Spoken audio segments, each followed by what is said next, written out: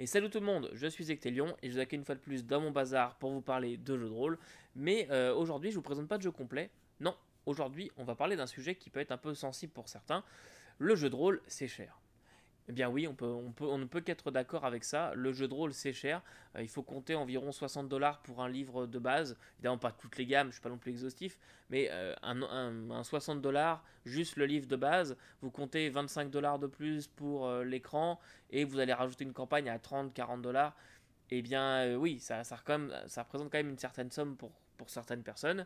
Et quand on voit qu'aujourd'hui on a des livres à vernis sélectif, couverture rigide, qualité du papier, illustration, en veux-tu, en voilà, eh bien oui, tout ça c'est normal, en fait le prix est justifié. J'accuse absolument pas les éditeurs de se faire de l'argent facilement en sortant des bouquins cheap mais chers. Non, non, pas du tout là, on est vraiment pas du tout dans la critique de l'éditeur. Tous ces gens-là doivent être rémunérés, les illustrateurs doivent être payés au bon prix, les auteurs pareil, l'éditeur doit faire du profit et c'est normal, c'est comme ça que ça marche. Ce n'est absolument pas une critique de ça. Non, moi je voulais aujourd'hui penser aux gens qui n'ont pas forcément les moyens de s'acheter des ouvrages à 60 dollars. Je voulais vous présenter en rafale, comme ça un petit peu, des ouvrages soit gratuits, soit à petit prix, qui vont vous permettre de faire du jeu de rôle pour pas cher, en ayant des souvenirs d'aussi bonne qualité que quelqu'un qui aura mis 300 dollars dans un pledge, et ce gratuitement, c'est juste après le matériel qui change. Alors ce qu'on va faire, c'est que je vous ai fait une sélection 100% francophone pour les plus anglophobes d'entre nous, séparée en deux catégories distinctes, les jeux de rôle gratuits en PDF ou en Pay What You Want, et les jeux de rôle à petit prix à moins de 30 dollars en print exclusivement. Voilà, comme ça je me fous pas trop de votre gueule. Alors, pour chacune des deux catégories, vous allez avoir la fantasy, la science-fiction et un petit bonus si jamais il y a lieu. Et à la fin, je vous parlerai d'un système de jeu qui peut se retrouver un peu dans ces deux catégories-là. Donc, tout d'abord, commençons par les gratuits en PDF. Dans cette sélection-là, tout d'abord, j'aimerais attirer votre attention sur la Cour d'Oberon. La Cour d'Oberon, c'est une communauté de passionnés qui font du jeu de rôle gratuit, diffusé gratuitement comme ça, et qui ont même des suivis de gamme. Et j'aimerais tout d'abord vous parler de leurs jeux que j'ai absolument adoré. C'est Truc trop bizarre. Truc trop bizarre, c'est vraiment un jeu que je trouve génial. Ça vous permet de faire du Stranger Things, du Hit, du E.T. Bref, vous avez compris que vous allez jouer des enfants aux États-Unis, dans une ville où il y a des créatures surnaturelles. Ça va du vampire, du loup-garou, jusqu'au complot gouvernemental. Bref, vous pouvez faire toutes sortes d'aventures. Et le plus beau dans l'histoire, c'est qu'ils vous ont sorti un suivi de gamme dans un ouvrage qui s'appelle Stranger Tales et qui va vous permettre d'augmenter un peu le jeu. On va vous rajouter les pouvoirs magiques si vous voulez, de passer d'enfant à adolescent, ce genre de choses. Dans la catégorie fantasy, tout d'abord j'aimerais attirer votre attention sur Porte-Monstre Trésor.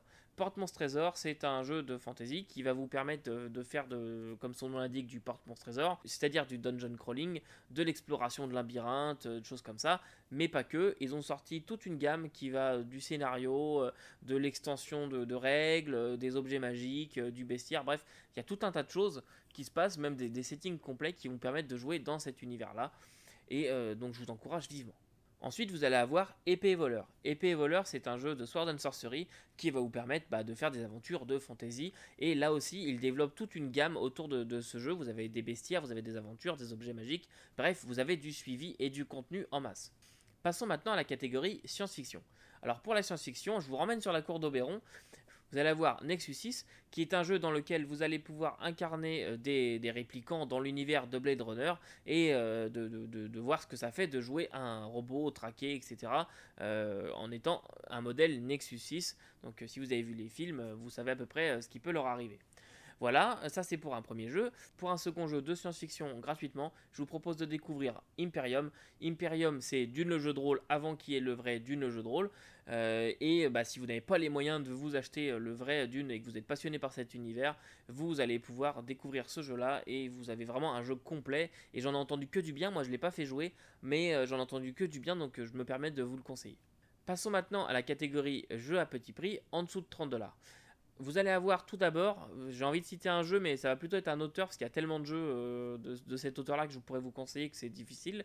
Le Grumpf. Alors le Grumpf, c'est un auteur et qui dirige aussi la maison d'édition Chibi, assez légendaire dans le cercle des indépendants français. Cette personne-là écrit du jeu de rôle comme c'est pas possible.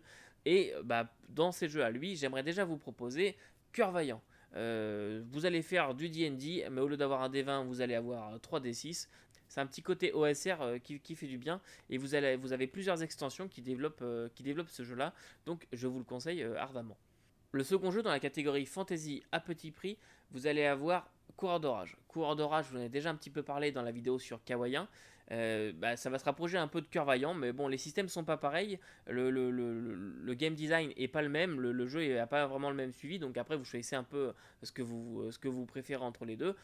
Alors pour la partie science-fiction, on va retourner un petit peu du côté du Grumpf. Je vais vous parler de Nanochrome 2ème édition.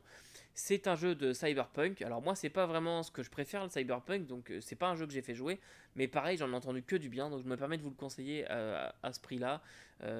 Nanochrome 2ème édition. À ce qui paraît, c'est très bien. Le second jeu de science-fiction, ça va être Into the Dark. Into the Dark, édité aux éditions de l'Ours et écrit par Kobayashi. Vous allez pouvoir faire des aventures à la The Expanse et ce genre de choses, un milieu un peu hard SF. Et ça vaut vraiment la peine de se penser dessus, je pense. Je ne l'ai pas encore lu, je ne l'ai pas encore fait jouer. Voilà qui conclut notre survol de jeu en imprimé à moins de 30$. Pour terminer, j'aimerais terminer sur un petit bonus, à savoir un système de jeu générique. C'est le système des critiques, écrit par Gilus de la chaîne Zone Geek. Gilus vous propose son système en version gratuite en PDF. Et sinon, vous pouvez l'acheter sur lulu.com. Alors, il se présente sous deux formes. Un format couverture souple qui va contenir 1 les bases, 2 les règles avancées, 3 un recueil de scénarios. Et vous l'avez aussi en couverture rigide. Vous allez avoir un tome avec les bases et les règles avancées et un deuxième tome qui va contenir les scénarios. Mais le système des critiques, qu'est-ce que c'est? C'est un système de jeu générique qui a des petites particularités, notamment son des critiques. Je vous en dis pas plus pour l'instant, puisque vous allez avoir une vidéo bientôt dédiée sur le système des critiques. Que peut-on en conclure finalement de tout ça? Est-ce que le jeu de rôle c'est vraiment une activité si chère que ça? Eh bien tout simplement je dirais que ça dépend de vous en fait. Ça va dépendre vraiment de vos goûts, ça va dépendre si vous attendez une top qualité, tout en papier, des illustrations faites sur commande, etc., etc. Eh bien oui, ça va avoir un certain prix, surtout si vous êtes atteint de collectionnite. Alors que si vous êtes moins exigeant et que vous voulez simplement un jeu pour vous amuser, là il y a moyen de trouver un peu à tous les prix. Et attention, j'aimerais quand même apporter deux choses. Tout d'abord, le fait que les jeux gratuits que je vous ai présentés soient gratuits, ils sont surtout en pay what you want. Ça veut dire que vous pouvez donner une petite somme d'argent et vous allez recevoir le jeu. Si vous pouvez, c'est bien quand même de donner un petit peu, ça aide aussi les auteurs. N'oubliez pas que c'est quand même des gens bénévoles qui font ça, puis ça peut toujours les aider, c'est toujours intéressant. Deuxième point, j'aimerais quand même attirer votre attention sur une chose. Que vous achetiez un jeu à 100$ ou vous achetiez un jeu à 10$ ou vous preniez un jeu gratuit, le fond ne sera pas moins inintéressant. Vous dites jamais ah ouais mais c'est un jeu gratuit, ça va pas être terrible. C'est entièrement faux. Une idée, un système de jeu, un univers n'a besoin que de quelqu'un pour l'imaginer. Il va peut-être être moins développé, c'est vrai. Et encore pour les systèmes de jeu ça dépend vraiment. Mais le fond sera peut-être plus intéressant dans un jeu gratuit que dans un jeu à 100$. C'est juste une question de goût, encore une fois. Il ne faut absolument pas juger un jeu à son prix. Comme on ne juge pas un livre à sa couverture, mais on ne juge pas un jeu à son prix.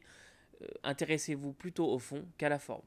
Je pense que c'est les bons mots pour conclure. J'espère en avoir aidé certains d'entre vous. Et en attendant, il ne me reste plus qu'à vous dire que vous ne pourrez pas tout lire et tout faire jouer, mais vous pouvez toujours essayer. Salut!